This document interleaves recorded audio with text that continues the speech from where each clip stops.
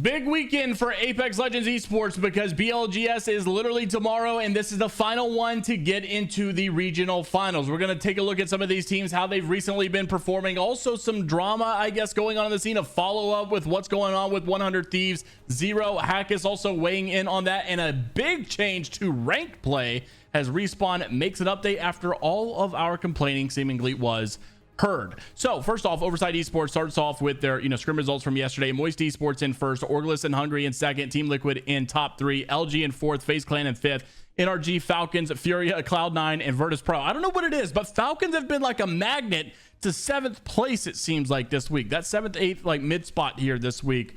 As far as like last week they were top 3 like every single time. So crazy stuff going on. But Lone Sharks in 11th, Fnatic, Complexity, Crazy Raccoon, Stallions, Dreamfire, NIP, Havoc, VKG, Go Next. Don't forget, we're also looking for that SSG announcement pretty soon.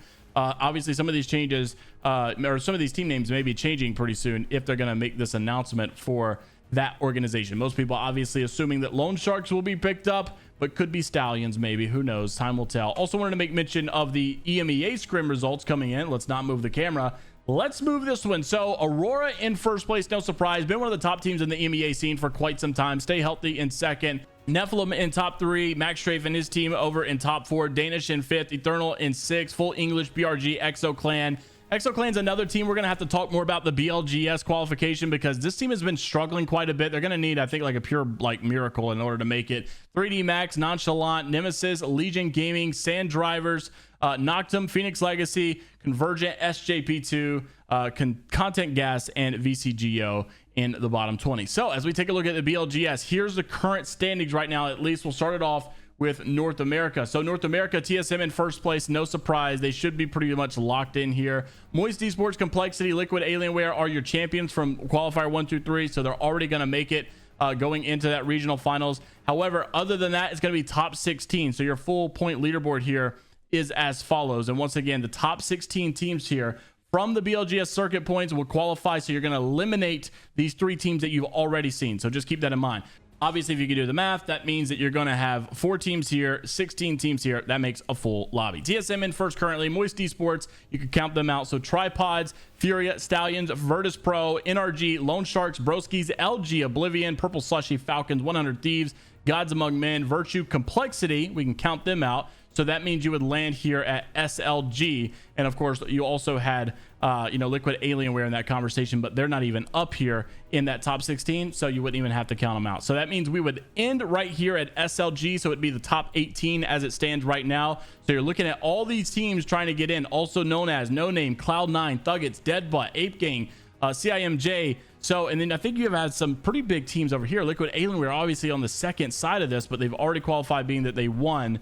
So, there's still some pretty solid teams that we know. Most Hated, DNA, Redeem, Yup, Status Quo, Dragons, South American team, Doom, obviously another big one. So a lot of teams that should be making it, but they're going to need a big qualifier number 4. And obviously that's where this weekend becomes very important. Also, we've got 3 winners from the EMEA scene. That's Aurora, Alliance, and Go Next. So you can count all 3 of those out. And they are actually top 2 here, Aurora and Alliance. So that means we'll go 18, and Go Next is in here as well. That means we'll go 19 teams. So the 19 teams as it stands right now are basically on the lookout. That's Eternal, ALGS and Hungary, BRG, FaZe Clan, SJP2, Full English, Stay Healthy, Golem, Forbidden, 202, Danish, Nemesis, Meow, Atlas, Phoenix Legacy. VCGO is the 19th spot, and currently as it stands, NIP would be missing out. NIP has been doing a lot better. They had that bad week 1.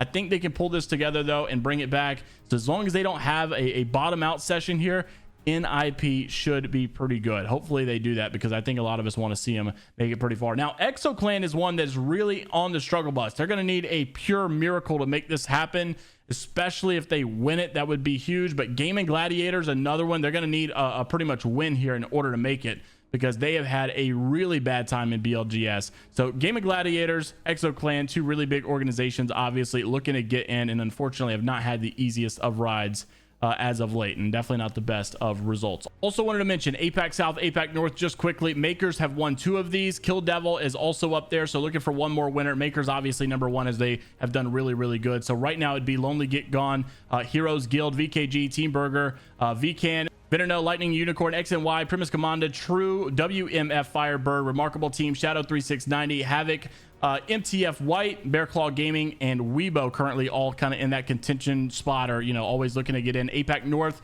as it stands, Red Rams, Crazy Raccoon, and Fnatic with Interforce 36, VAG, Meteor AG, X Factors, Reject Winity, Riddle Order, Funny Loco, BIG, RRX, Minions, Bakuman, ICU, WOW, Noes Fox, Geo, and Striders, GHS Professional, all in that range looking to qualify. Also wanted to mention though, as you take a look back at the Americas, obviously you can't give them too much crap right now. 100 Thieves is a team that we're all looking at currently in that spot right now, but this is not the traditional 100 Thieves that you'll see at the ALGS. I think that ALGS team is the one that's getting the most screen time right now because there's drama going on, right? Rainbow's not going to be here for the long term. You're going to look at Jen Burton to replace that pretty soon as they go into ALGS literally next month. What's been going on, man? Because that's been a crazy story to say the least. You've had Hakis weigh in on this. You've had Zer0 weigh in on this. A lot of people giving their opinions about what's going on. You got, Design sleeping in for scrims, missing tournaments as well from sleeping in. So everybody's jumped in to give their opinion. And honestly, I was kind of surprised to see how many people were backing Design from this,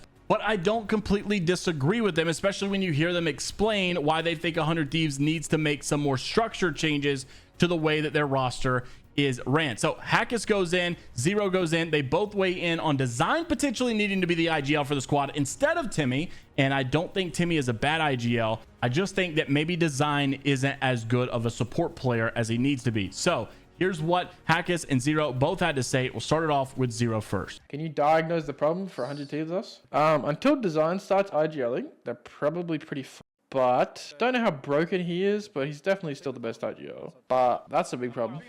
Bronzy needs to be a hard therapist, and he's not there a lot, and he doesn't speak up a lot. Definitely needs to be a hard therapist because there's a lot of problems. They just need to talk about a bunch of shit off stream and actually figure things out. I don't know. It's very hard to improve in 2 months, to be honest. It's way easier for him to get slightly unwashed and be actually good than Timmy learn to IGL in 2 months. You agree with Zer that Design is a better IGL than Timmy? I mean, at the current moment, yes. Timmy is still a very inexperienced IGL. He has never actually been an IGL in the proper sense. And Design is a very established IGL in general. The only question is it worth taking the chance that Timmy will learn and get better than Design, or should they just give up and give it to Design? But of course, at this moment in time, Design is a way better IGL than Timmy. But the problem, the only thing is, can Timmy learn to be a better IGL than Design? Is it worth the investment? That's the only question. I feel for their current team, they need to give back. I agree with Zer that they need to give back IGL to Design if they actually want to do good. Not because Design is a better IGL, but also because he's a terrible support. Design is genuinely not good as a support player or a passive player. Design sucks when he's not in charge. And that has nothing to do with Timmy, it is just a thing with Design, right? They're never going to be good or utilize Design at all if they just have him be passive and don't play around him. Design is definitely at this point in time, he's a better IGL than Timmy. However, if they want to invest into Timmy and give him the opportunity to grow into an IGL that could be better than Design, that's fine too. I don't think it's gonna work because Design doesn't fit in the role of a more passive or supportive player. Design should be the main fragger and the main IGL. That's when he shines, because otherwise they're not really utilizing him as a player. But that's my free coaching. You see team being better if they do invest into IGL? Long term could be, yeah. But I mean, it's very hard to tell. It's still a risk, right? So interested to see if you guys agree with their opinion. I think it's a fair one to make. Obviously, a lot of people have been weighing in. It's just quick and easy to, Design's the problem. We got to do this. But maybe it would also help for them to change the structure back to Design IGLing instead.